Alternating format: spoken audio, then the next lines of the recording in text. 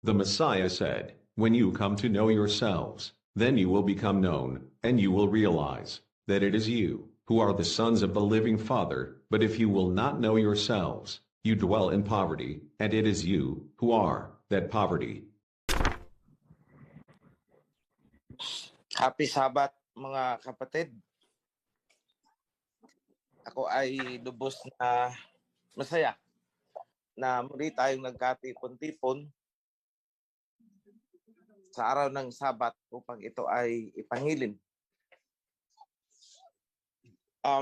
Hindi lingid sa inyong kaalaman na patuloy ang ginagawa nating pagsasaayos ng Torah and Covenant. So may gusto akong ipaalam sa inyo. Ito ay isang revelation sa revisionist group habang binabasa namin ang Book of Job.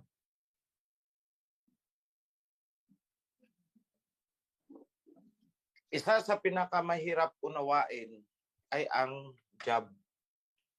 Maraming kuro-kuro, maraming mga sapantaha, maraming interpretasyon, maraming espekulasyon ang sinasabi tungkol dito sa Book of Job.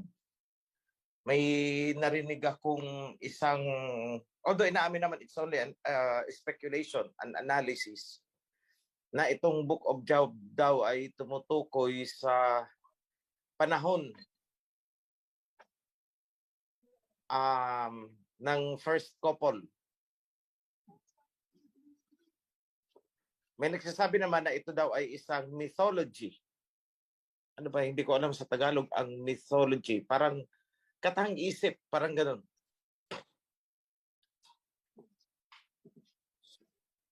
Pero ito ang sasabihin ko sa inyong lahat. Unang-una, tungkol sa panahon na tinutukoy ng pangyayaring ito. Surely ito ay nangyari pagkatapos ibigay ang covenant. Tapos na ibigay na ang covenant. Bakit ko nasabi na ang Book of Job ay sa kapanahunan ng covenant na? Kasi po kung mapapansin ninyo sa early part of Job, dinescribe dyan na si Job ay nagsasagawa na ng sin offering. Di ba? Sin offering.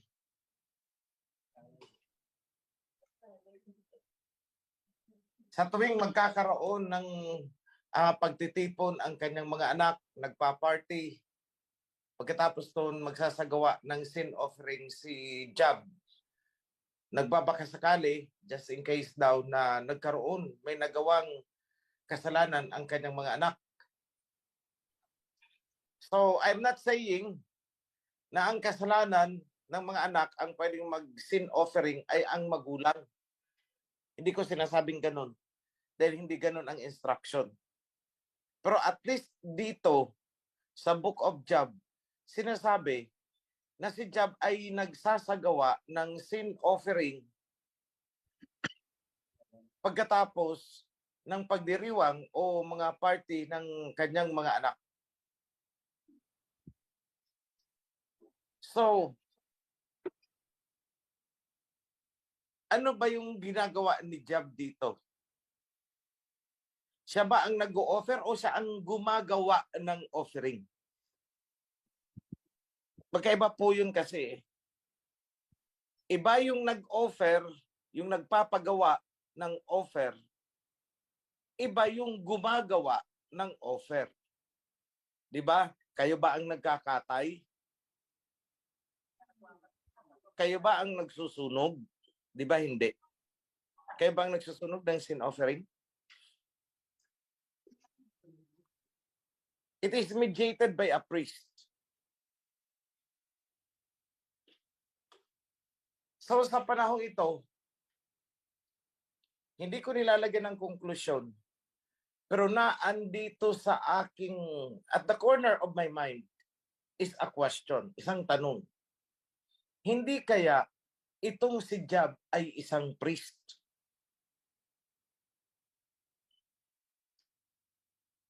Kasi siya ang nagsasagawa ng offering. Sino bang nagsasagawa ng offering? Mga offering. Di ba yung priest? In behalf doon sa kawan, in behalf sa mga believers. That is another one. So we have resolved two questions. The first is, ang kapanahonan ito na tinutukoy sa istorya ni Job ay pagkatapos maibigay ang covenant. Bakit? Kasi may sin offering na. Defined as a sin offering. Isang bagay na hindi pa nag-i-exist bago ang covenant. Oo, nag-offer noon sina Abraham. Nag-offer si Abel. Pero hindi yun tinawag na sin offering. Kailan lang nagkaroon ng tinatawag na sin offering? Pagkatapos ibigay ang covenant. So resolve tayo dyan. No doubt.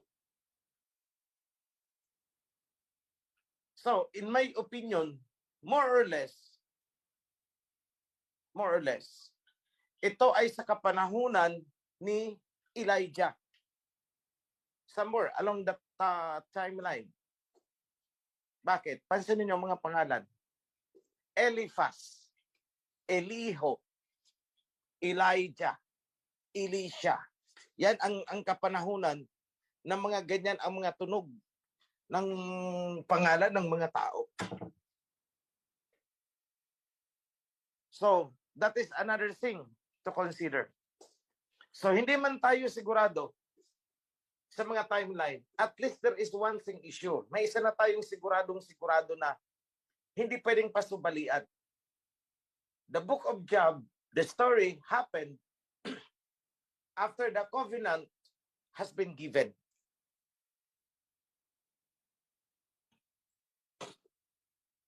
And there is the probability na itong si Job ay isang priest.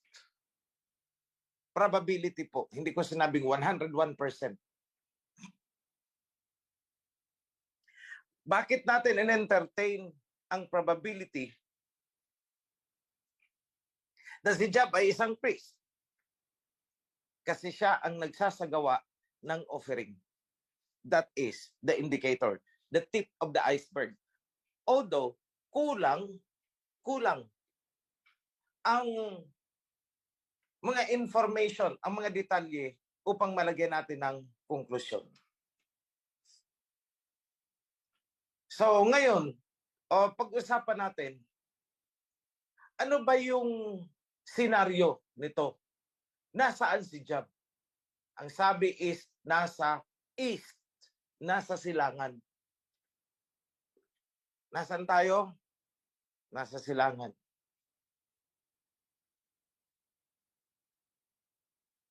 At si Job ay tinorture ni Satanas. So alam natin ito. So ibibigay ko ang overview ng kwento. Minsan, one day, isang araw.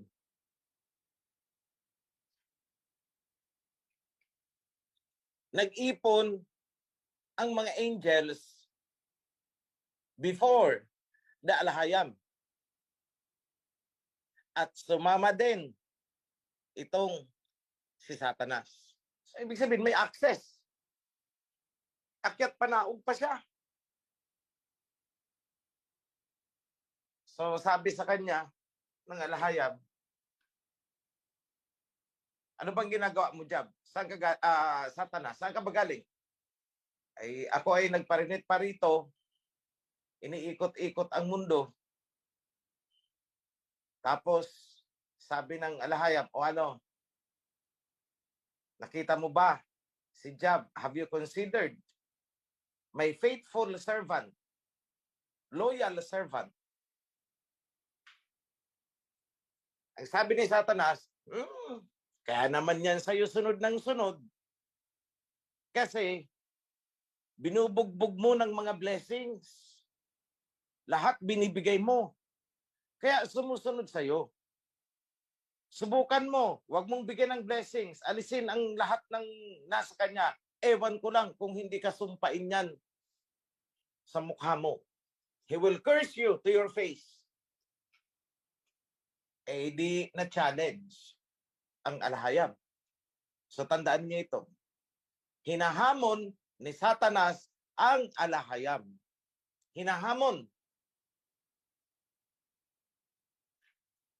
So, ang sabi ng alahayam, sige, tingnan natin. Subukan natin. Sige, ikaw, pinapaubaya ako si Job sa iyong mga kamay.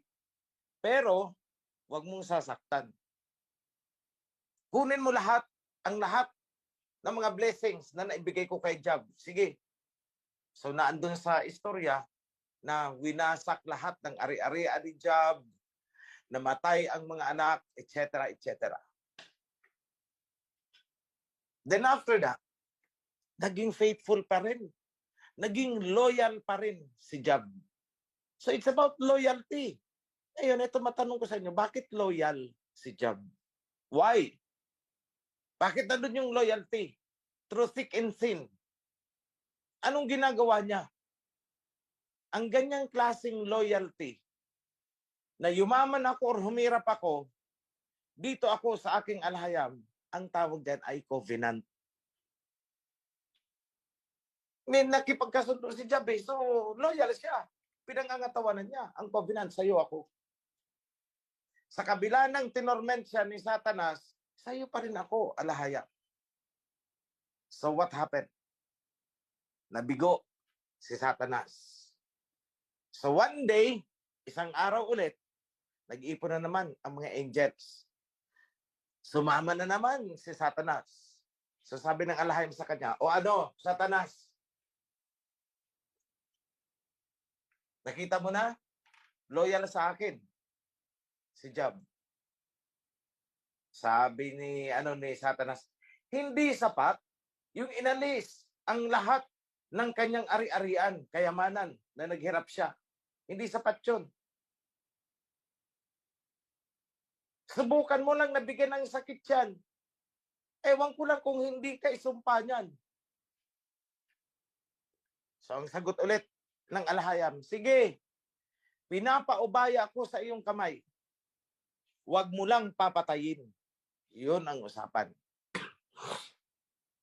Huwag mo lang papatayin. Ipapaubaya ko siya sa iyong kamay. Pero huwag mong papatayin. So tuwang-tuwa si Satanas. Pinuntahan niya si Job. Binigyan niya ng kung ano-anong sakit.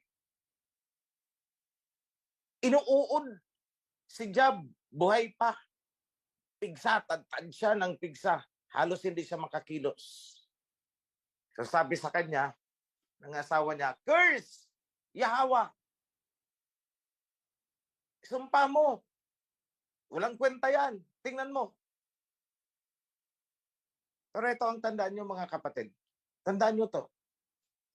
Sino ang nagbigay ng trial?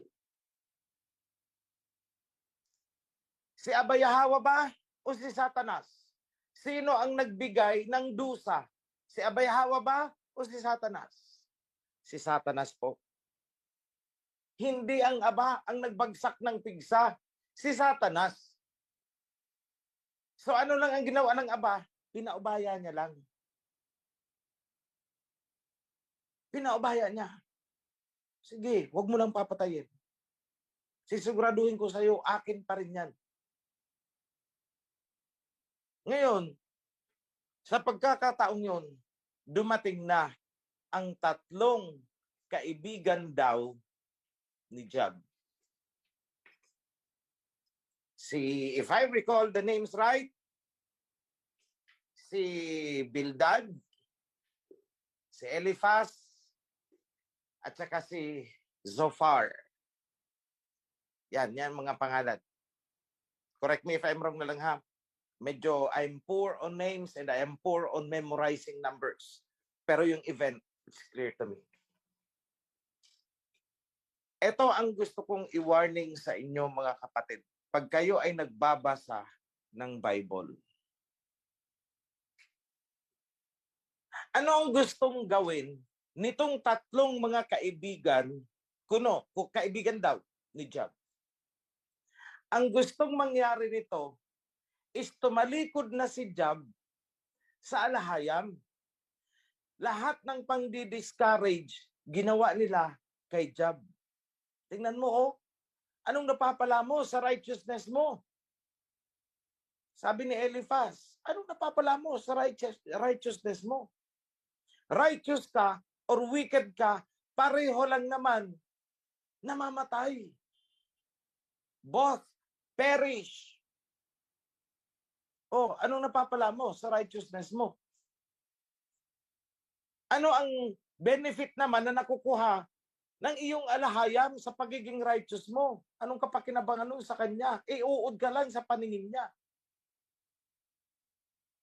Tandaan ninyo, hindi naman ang alahayam ang nagsabi na uud lang ang tingin niya kay Job. No. Yung tatlong niyang kaibigan ang nagsabi, uud ka lang sa paningin niyan eh. Diyan niyo mababasa na ang sabi pa nitong mga kaibigan na to. Mabuti pa Job ang kahoy. Kapag pinutol, sumusuloy, at ito ay hindi namamatay. Sumusuloy at lumalago ulit. Putulin mo, susuloy, lalago ulit. Kaya sabi, mabuti pa ang kahoy. You are no better than a tree. Ganon kababa ang sinabi nitong nitong tatlo, yun ang punto nila. Mabuti pa ang kahoy kaysa sa tao. Ang kahoy, pag pinutol, sumusuloy. Ikaw, kapag ginunaw ka na ng iyong alahayam, dahil sa tingin niya ikaw ay uod lamang, wala kang halaga sa kanya. Tingnan mo ang sarili mo. Kapag ikaw ay nag-perish na, wala na. You are forgotten. Wala ka na. Limot ka na. Lahat. Yun ang punto ng argumento nitong tatlo. Ang tao, masama o mabuti. Righteous o wicked, walang kaibahan. Pareho lang. There is no difference. Both of you will perish. Yan ang unang argumento. Number 2. Ang tao is no better than other creatures. Mas mataas pa ang kahoy kaysa sa atin. Yun ang sinasabi nitong mga kaibigan ni Job. You are no better than a tree. Maigi pa nga ang kahoy. Pag pinutol, susuloy. Ikaw, wala na. Forever, you are nothing. You are forgotten. Which is contrary sa sinasabi ng alhayam. Anong sabi ng alhayam? Special kayo sa akin because kayo ay nilikha ayon sa aking anyo. Tama? Yes. Pangalawa, anong sabi ng alhayam? Maliban sa pagiging special kayo sa akin dahil nilikha ko kayo ayon sa aking anyo. Anong pangalawa? Ang isang righteous hindi namamatay. You heard me right. Ang isang righteous na tao ay hindi namamatay. Sasabi niyo sa akin, Itzi, nagsisinungaling ka, hindi na ako conforme dyan. Dadalhin ko kayo sa New Testament just to expound on this. Di ba ang sabi ni King Yahawashi? Yahweh is the alahayam of the living and not of the dead. Yung sinabi niya, di ba maliwanag sinabi ko sa inyo? Na ang alahayam ay hindi alahayam ng mga patay, kundi ng mga buhay. Siya ang alahayam ni na Abraham, ni na Isaac, at ni na Jacob. Sabi mo, mga patay na yun ah. Hindi. Bakit? Anong sabi ni Messiah Hawashai?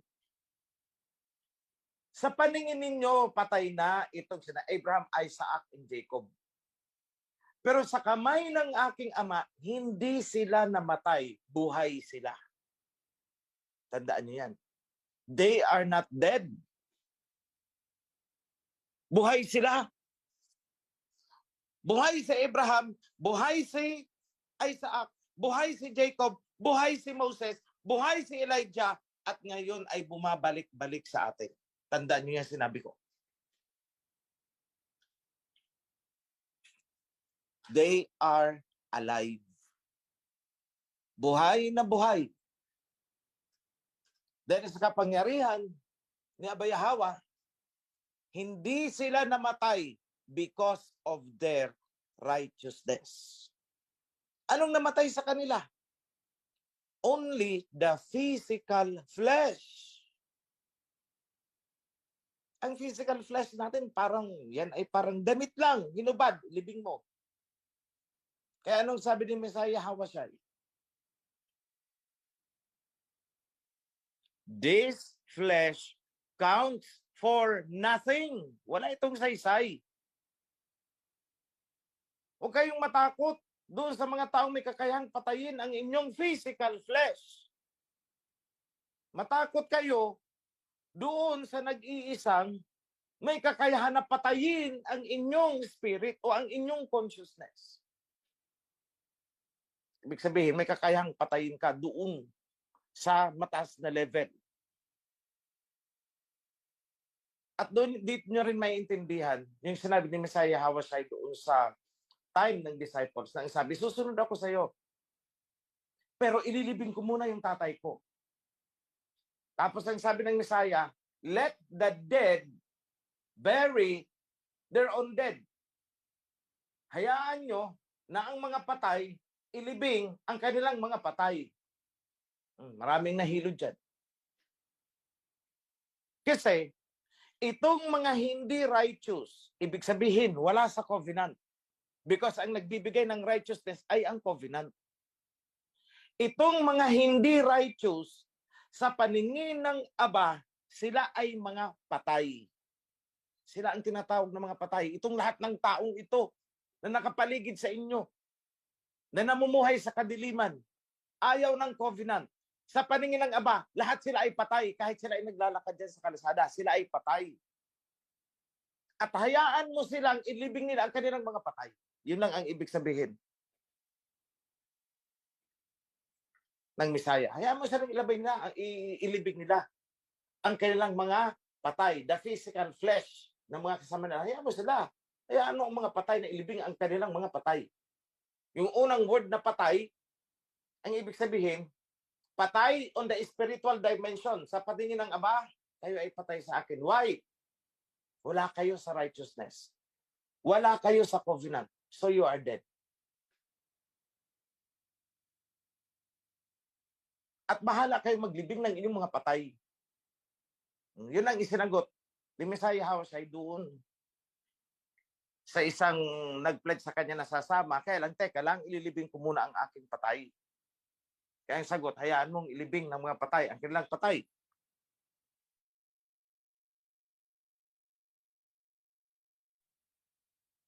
Ngayon, balikan natin si Job.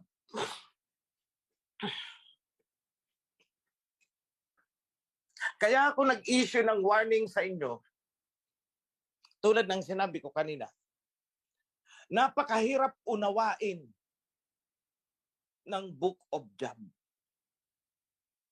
Pero dahil sa framework na ibibigay ko sa inyo, maunawaan nyo. Itong tatlong kaibigan ko ni Job, but they are not friends. Mamaya sasabihin ko sa inyo kung ano itong mga taong ito. Itong tatlong kaibigan niya, sina Bildad, Eliphaz, and Zophar. Yan, yung tatlong yan, ay nagsasabi ng mga statement tungkol kay Yahweh which are half truth, half lie.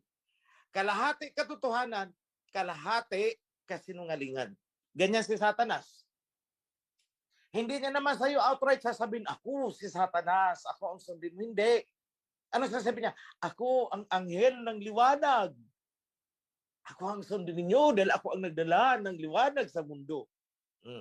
Half truth, half lie.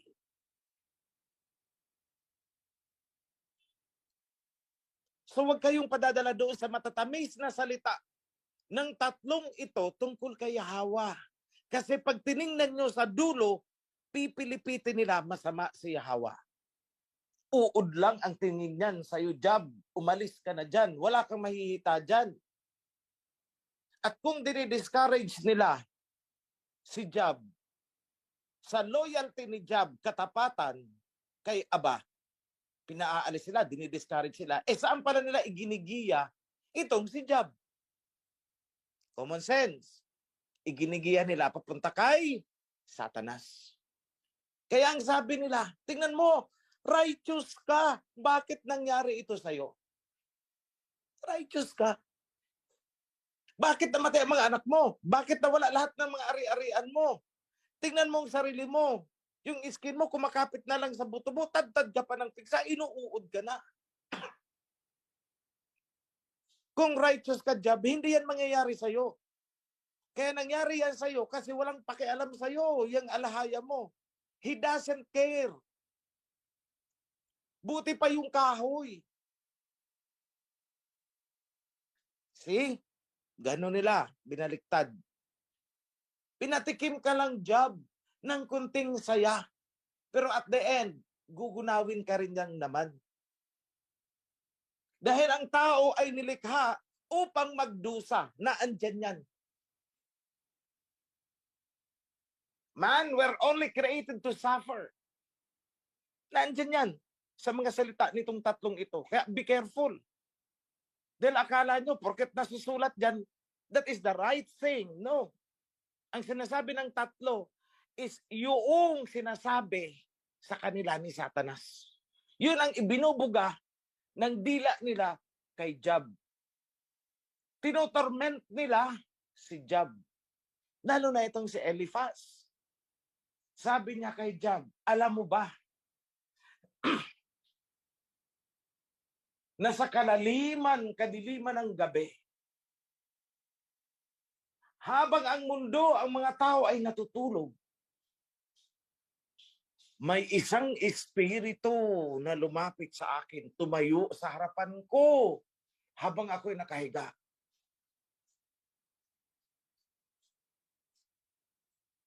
At ang sinabi ng espiritu na to ay ganito. Si Yahweh ay walang pakialam sa iyo. You are just worms, etc. Both righteous and wicked will perish. Sino yon? Spirit ni Satanas yun. So sino ang tatlong ito? They are the devil's advocate. Mga devil's advocate yan. Mga kampon ni Satanas. Pinaligiran si Job. Kung kaya at the end ng chapter, ano ang sabi ni Aba? Kinondem niya si Satanas. Anong sabi niya kay Satanas? Kung kaya mong gawin lahat ng ginawa ko, sino ba ang nag-measure ng foundation of the earth habang nagkakantahan ang morning stars? Sino ba ang naghiwalay ng liwanag at dilim? Sino ba ang naghiwalay ng tubig mula sa lupa? Sino ba ang nagpapaulan? Surely, you know, alam mo, dahil naandun ka ng panahong yun. Matagal ka nang nag-i-exist, nilikha kita. See? Hindi si Job ang tinutukoy nun. Si Satanas. Kaya anong hamon kay Satanas?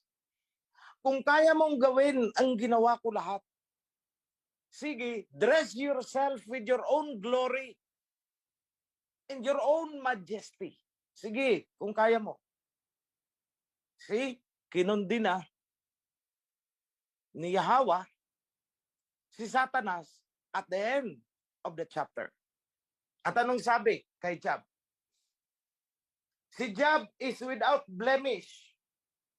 Kaya huwag kayong maniniwala doon sa mga nakasulat doon sa chapter na ang sasama na nang lumalabas sa bibig ni Job. Hindi po sinabi ni Job yon. Kaya nga at the end, anong sabi ng Aba? Wala akong masabi dito kay Job. Lahat ng sinabi niya ay totoo at tama. Tapat siya sa akin. See? Hindi niya kinondem si Job.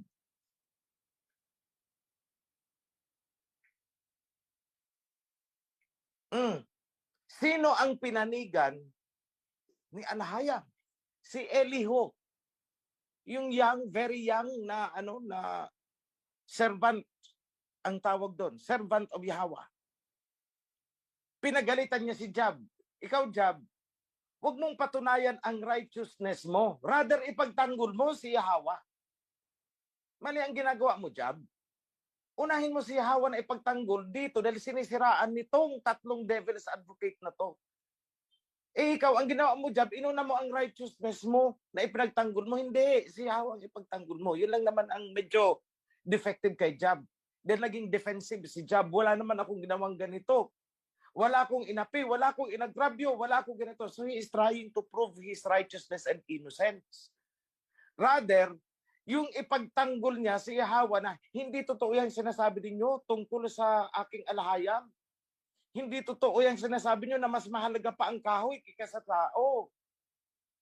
Hindi totoo yan sinasabi nyo na righteous or wicked, pareho lang ang pupuntahan. Hindi totoo yan. Hindi ganyan ang aking alahayam. Dapat yun ang inuna ni Job. Rather than proving na ako ay walang inagrabyo, wala akong ginanito, wala akong tumutulong ako.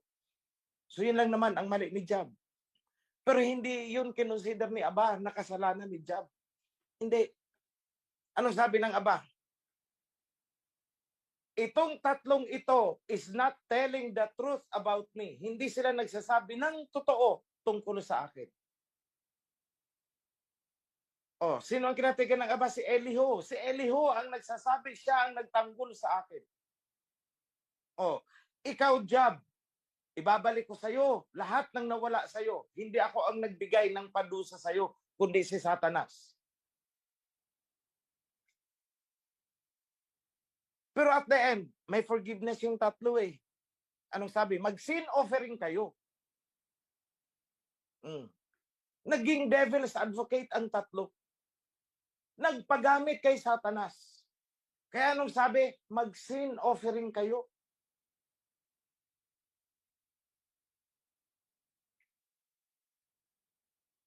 At ang pinuri ng Aba ay si Elihu. At sinabi niya kay Job, si Job ay blameless, faultless, malinis, righteous. So ngayon, bakit pinag-sin offering ang tatlo? Ulitin ko ulit. Dahil ang pangyayaring ito ay nangyari after nang naibigay ang covenant. May mga instruction about sin offering. Diyan ko po kinuha.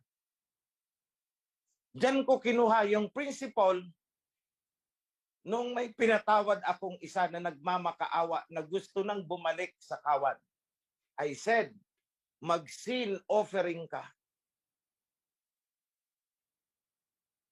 So why am I telling the story about Job? Kasi po, maraming devil's advocate dyan sa paligid ninyo. Marami.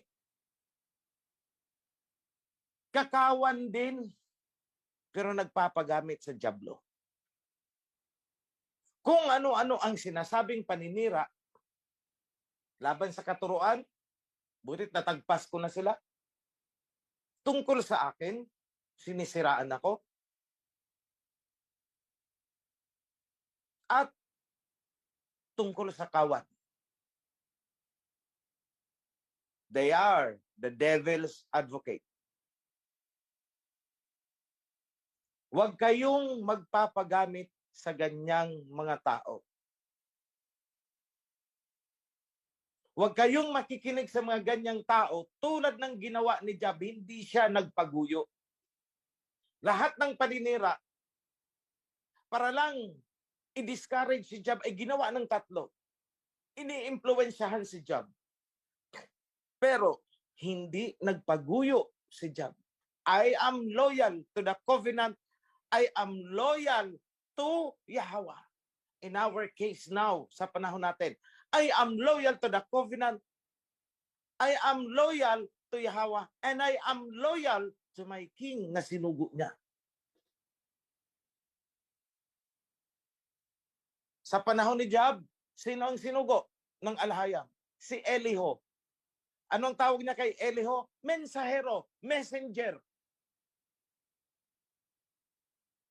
Tingnan niyo mabuti.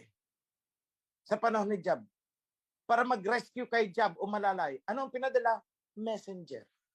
That was Eliho. Messenger is the exact term. Si Eliho was the messenger. Sent. Kasi muntik nang bumigay itong si Job eh. So Eliho was sent. In our time, dumating ako sa inyo. Bringing back the covenant. Reminding you about the covenant. Reminding you, pinapaalala ko sa inyo, ang tungkol sa ating alhayam na natabunan na at siniraan ng kung ano-ano mga relihiyon. I am reminding you everything na kailangan nating gawin. At dinala ko sa inyo ang salita. Ang verbo. The word that was present even during or before the creation. And the word was made flesh and dwelt among us. Sumasa atin ang salita na nagkaroon ng flesh. Tandaan niyo yan mga kapatid. Happy Sabbath sa inyong lahat. And now I am giving you the blessings. Kaligtasan sa mga sakuna from calamities. Always pray. And be thankful na wala sa atin sa kawan ng mga nadidisgrasya na aaksidente dahil sa masamang panahon. Be thankful for that. Pagpapala ng magandang pangangatawan, kalusugan. Pagpapala dahil natutugunan natin ang mga pangangailangan sa araw-araw. Hindi man marangya ang ating pamumuhay. Marami sa inyo ang hindi nakatikim ng karangyaan buong buhay. Pero ipagpasalamat dahil ang Aba ang nakakaalam bakit ka inilagay sa ganyang status ng buhay. Lahat yan ay pagpapala. At muli kong pinapaabot sa inyo ang mga pagpapalang yan. Masayang pamilya, nagkakasundo, nagkakaunawaan. Matiwasay na pag-iisip. Bagamat hindi namumuhay sa karangyaan ng material na bagay sa mundo. Lahat yan ay mga pagpapala. At muli kong ipinapakita sa inyo ang mga pagpapalang yan. Hiling ko rin na inyong isama sa inyong mga panalangin. May mga kapatid tayo na nagkaroon ng mga samot-saring karamdaman. Isabay sa panalangin na sila man ay tumanggap ng pagpapala at ipinapaabot natin ang pagpapala, the blessings. Lahat ng mga naninilbihan, naglilingkod, mula sa Prime Minister, pababa, hanggang sa mga sisi, down to the least. Mula sa pinakamataas hanggang sa pinakababa, mababa. Sumain nyo ang pagpapala, mga kapatid. I pronounce that in the name of Abba Yahweh and King Yahweh Shai, our coming King of Kings. Yada. Shalom, mga kapatid. Happy Sabbath.